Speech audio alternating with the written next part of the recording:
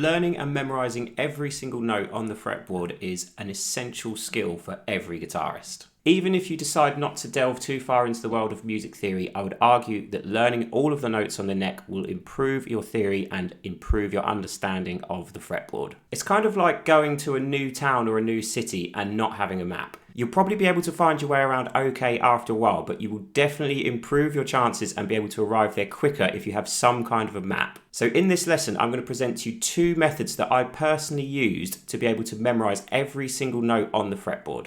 You can decide which one of these methods you use mainly. You can either use one or the other, or you can do what I did and use both of them in conjunction. Before we look at these strategies for learning every single note on the neck, I just want to present to you a little bit of basic music theory to help your understanding. There are 12 notes to memorise in total on guitar and in music theory in general. We have 7 natural notes, which are A, B, C, D, E, F and G. And we have 5 accidentals, which is A sharp, C sharp, D sharp, F sharp and G sharp. Those are also referred to as B flat, D flat, E flat, G flat and A flat. So that means for the purposes of today's lesson, there will be no B sharp or C flat, and there will be no E sharp or F flat. If you're a little bit more advanced in terms of music theory, you will know that technically those notes do exist, but just to keep things simple, try to put those notes out of your mind just for today. Let's take a look at both of these methods in detail. Both methods involve learning the entire fretboard in chunks, so breaking it down and learning it bit by bit, slowly but surely. The first method involves only learning 2 strings on the guitar. That would be the E and the A string. I always tell this to all of my students, you only need to learn 2 strings on the guitar. There's a very handy trick or hack to learn the other 4 strings on the neck. So if you follow all of these guidelines with time and with practice, you'll have the entire fretboard memorized. So to give you an outline of this method, by learning all of the notes on the low E string, you will automatically learn all of the notes on the high E string because they're tuned to the same note. They're just 2 octaves apart. So for example, if you learn that fret number 3 on the low E string is a G, then you will automatically also learn that fret number 3 on the high E string is also a G. We will then use the octave pattern, which I will explain a little bit later, to learn the notes on the D string and the G string. And then once you've learned all the notes on the D string, we'll use the octave pattern again to learn all the notes on the B string. But before I dive too far into that method for learning all the other strings, let's have a look at how to learn the notes on the E string and the A string to begin with. When I think back to how I learned all the notes on the neck, I did it in small chunks and in small stages. I think trying to memorize the entire 22 fret diagram, or 24 fret depending on which guitar you play, all at once is going to lead to disaster. It's simply too much to try and take in all at once. The first thing that I did was I started to learn all of the notes on the fret markers to begin with. So I just learned the 3rd fret on the E string, then the 5th, then the 7th, then the 9th, and then the 12th. Now, a nice easy method to begin with, the first 3 markers on that low E string literally spell out gab. So G, A, and B. G, A, B, gab. You may want to come up with an acronym for that. I just used the word gab, it really stuck in. Once you've got those first 3 frets memorized, move on to fret number 9. So fret number 9 on that E string is C sharp, or D flat. Unfortunately, I don't have a very fancy method to memorize that note, just memorize it. So far, gab, G, A, B, C sharp. Now to memorize fret number 12, I'm going to assume that you know that the open string is an E. Well, that means that the 12th fret on the guitar is an exact octave higher than all of your open strings. So that gives us on the 12th fret another E. So your 12th fret note here, an E, corresponds to the string that it is named after, an E. That means that we now have gab, G, A, B, C sharp, and E. So once you've learned those first 5 markers on the guitar, you will automatically learn the next markers on the guitar. That's because frets 15, 19, and 17 also spell out the word gab. That also means that the 21st fret, if you're playing electric guitar, will also spell out a C sharp or a D flat. Once you've learned all the markers on the low E string, you can start to figure out and fill in the rest of the notes on the fretboard as you go along. So for example, you now know that fret number 3 on the E string is a G, fret number 5 is an A. That means by process of elimination, this 4th fret must be G sharp or A flat.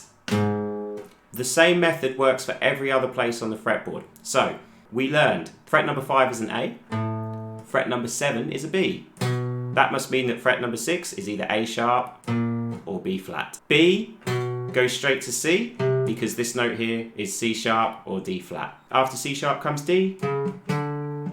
The thing is that again, you will not memorize these notes all at once. Just keep practicing it. Every time that you come across a note that you don't know on guitar, when you land on a note, try and figure out what that note is using this exact method. Let's use that same method to learn all of the notes on the A string. Again, we're just going to learn the markers to begin with. As we did with the first method, we're going to just learn the first 3 markers. So fret 3 on the A string is C, fret 5 is D, and fret number 7 is E.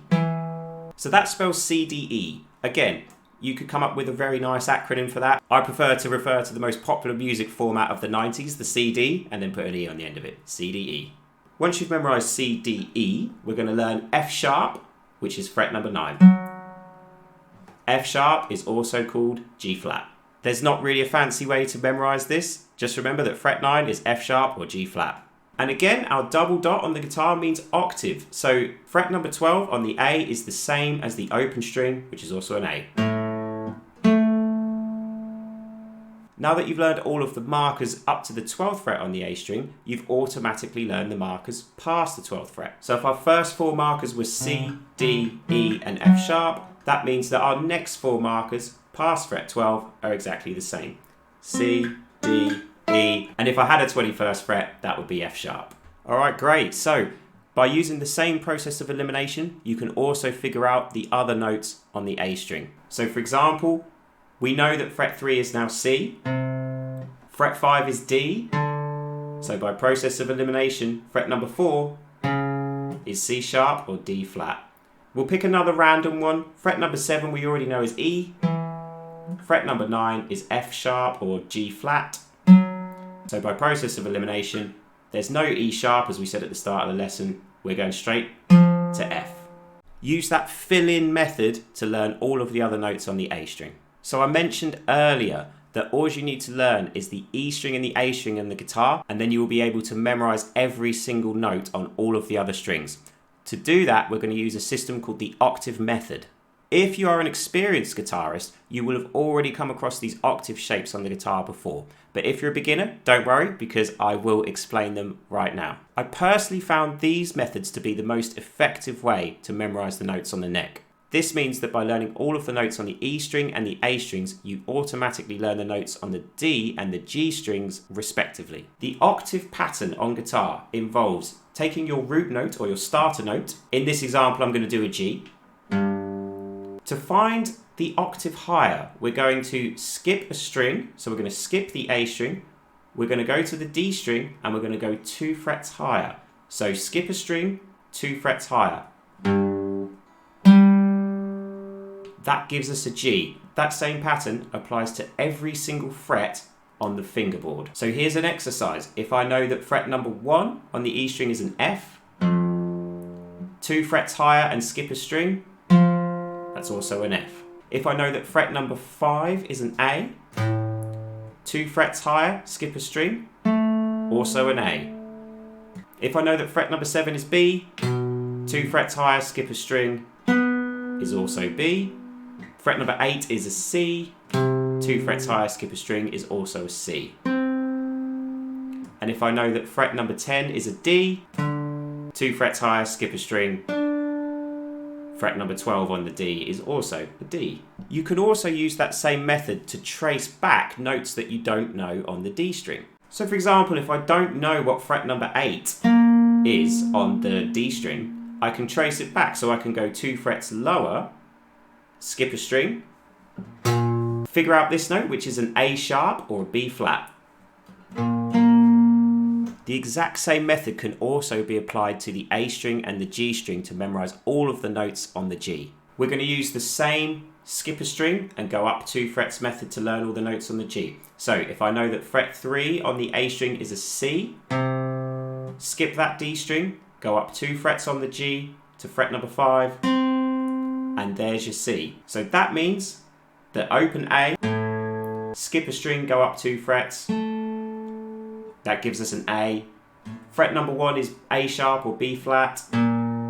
Skip a string, go up 2 frets, so fret number 3 on the G is also that same B flat note. We'll do a couple more. Fret number 5 we already learned is a D on the A string. Skip a string, go up 2 frets. You've learned fret number 7 on the G string, which is also a D. Fret number 9 is F sharp or G flat, meaning that we have exactly the same note 2 frets higher on fret number 11 of the G. F sharp or G flat. Now to learn all of the notes on the B string, we're still going to apply the same octave method, but we're going to modify it slightly. We're going to use the D string as our reference guide, and we already learned that fret number 5 on the D string is a G. We can trace that back to the E string if we need to check it. If fret number 5 on the D string is a G, we're going to apply the same octave method. We're going to skip a string, skipping that G string, and we're now going to go up 3 frets, 1, 2, 3 on the B string to find the note an octave higher. So that means that if fret number 5 on the D string is a G, then fret number 8 on the B string is also a G. I'll do a couple more examples. So fret number 3 on the D string is an F. We already established that from before. You can go 2 frets lower and skip a string back to the E string to check that. There's an F. There's an F. We're going to skip a string, skip that G string, go up 3 frets, and then fret number 6 on the B is also an F. Fret number 9 on the D string is a B. We can check that against the E string here. We already learned that from before because we learned the markers. Gab, G, A, B. 2 frets higher is a B, skip a string. 3 frets higher, skip a string.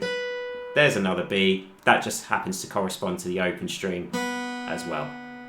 Again, take your time with this method.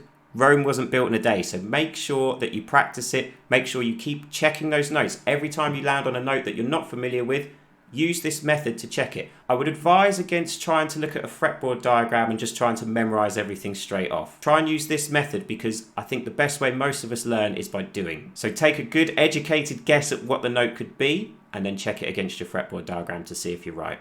So I mentioned at the start of the lesson that there's a second method for memorizing every single note on the neck. I like to use this method in conjunction with the first method to really reinforce my memorization. This method involves using a metronome. So we're going to pick any one of the 12 notes to study. I'm going to pick a D as an example. You could pick any of the others. So pick A, A sharp, B. In fact, I would encourage you to pick one different note per day to practice. We're going to take a metronome and we're going to set it to a reasonable tempo. I'm going to go for 100 BPM. So set your metronome to whatever tempo you're comfortable with and find that note and play that note in every single position you can find on the fretboard. I'm going to do it every bar, so every time that metronome clicks onto beat 1, I'm going to play a new D note on the guitar. The pressure of having to do this to tempo and having to do this to a click really helped reinforce the location of these notes on the fingerboard.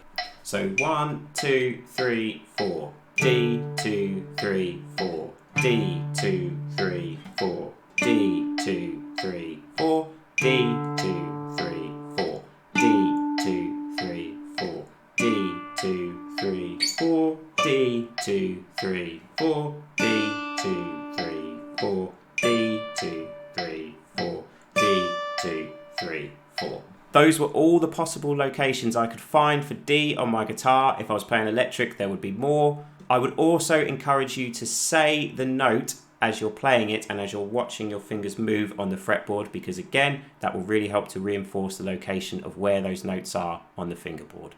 The other thing I would encourage is to make it harder for yourself by increasing the speed of that metronome. You can either try and do exactly the same method with a higher speed, or you could keep it to the same speed and try and increase the amount that you're going to play. So you could do it every second click or every click if you really want a challenge. Pick one note per day. So maybe one day you pick C, maybe another day you pick G flat. Find it everywhere on the fretboard. Use the octave system, and eventually you'll have the guitar neck fully memorized. So I hope you found this lesson useful today, and I hope you can apply both of these methods to help you learn all of the notes on the neck. One thing I would encourage, and I've said this before but I'll reinforce it, I would encourage patience when trying to learn and memorize all the notes on the neck. When I think back to my own personal guitar journey, I don't recall a specific date when I finally had all of the fretboard fully memorized. It was a gradual process that took time. And if I'm being completely honest, it probably took me 2 or 3 years before I had all of the fretboard completely memorized from when I first started learning it. But the key thing is don't give up and practice it every single day, and you will have all of the notes memorized on the neck, and that will make you a better guitar player in the long run. Thanks very much for watching today. Don't forget to like this video, subscribe to the channel, and click the notification bell to get informed of every time I post a new video. Thanks very much. I'm Paul Burke. Check out my website, coachtheguitarteacher.com. I will leave a link in the comments to the original blog post to help you further learn the notes on the neck. And until next time, take care and enjoy guitar playing. Thank you very much.